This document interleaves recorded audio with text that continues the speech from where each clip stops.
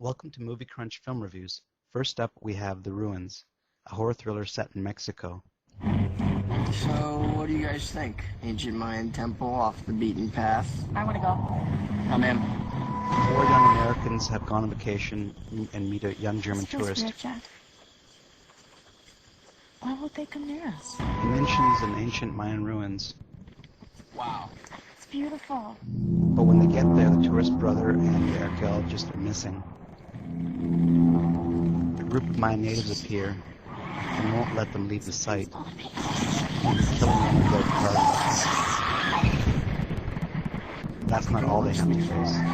Why are you doing this? Has something to do with the ruins. Get off me! It's inside me. I want to cut it.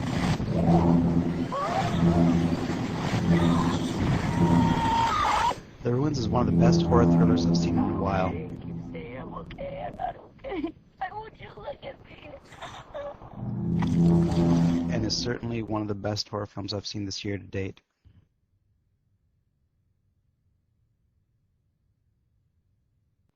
Next up is Shudder, which opened on March 21st. It's a remake of a Thai horror film from the executive producers of The Grudge and The Ring. Shudder suffers from some bad writing in which the ghost becomes a poltergeist for a while and becomes almost predictable.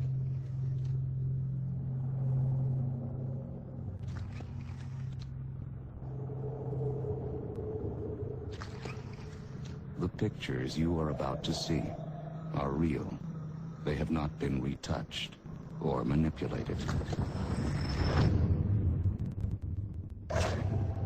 It is called spirit photography, an event in which images of the dead are caught on film.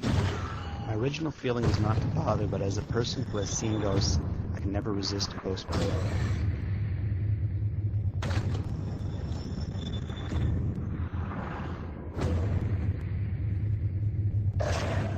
Emotional energy can be communicated on film. You mean ghosts? Still, Shudder was creepy enough that I went to sleep that night with a blanket over my head.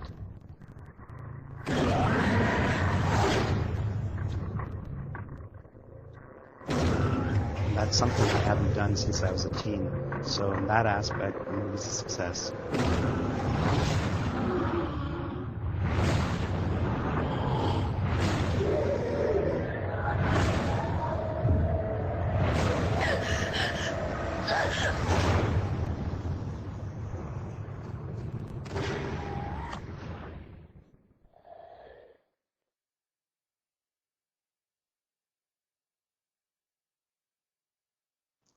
Next up in our reviews is The Eye, released February 1st, which is a remake of a Hong Kong horror film.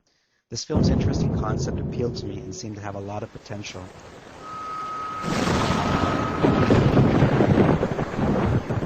While I watched it in a mostly empty theater and got sufficient scares out of it, the movie's lacking something that could have made it a classic.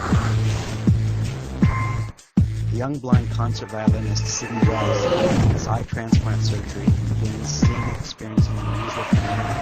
And no one will look for her.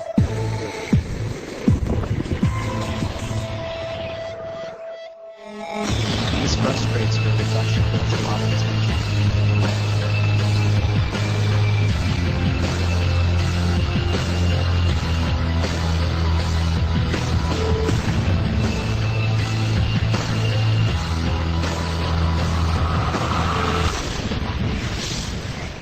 Jessica Alba is relatively believable as Sydney. What's lacking in the eye is more difficult to define. But it's worth it watching the horror film.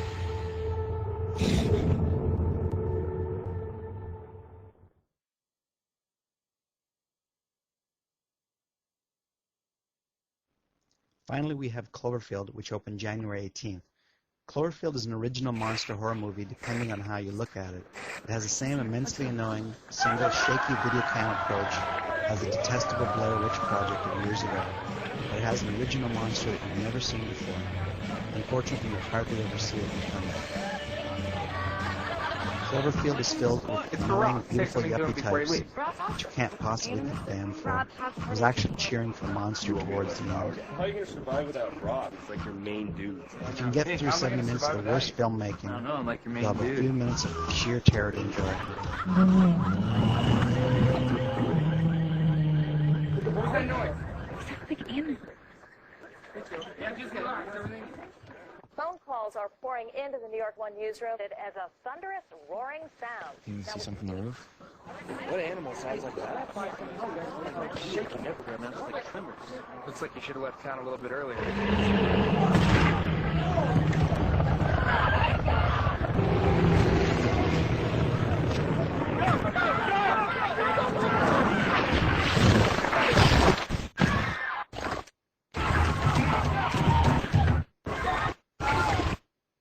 What is it? Is it coming this way?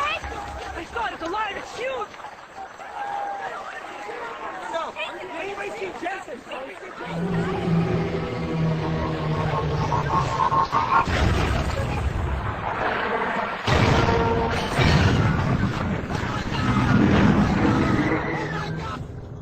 But this is not a movie that will translate well to small TV sets, so you might want to see it in the theater before it's run.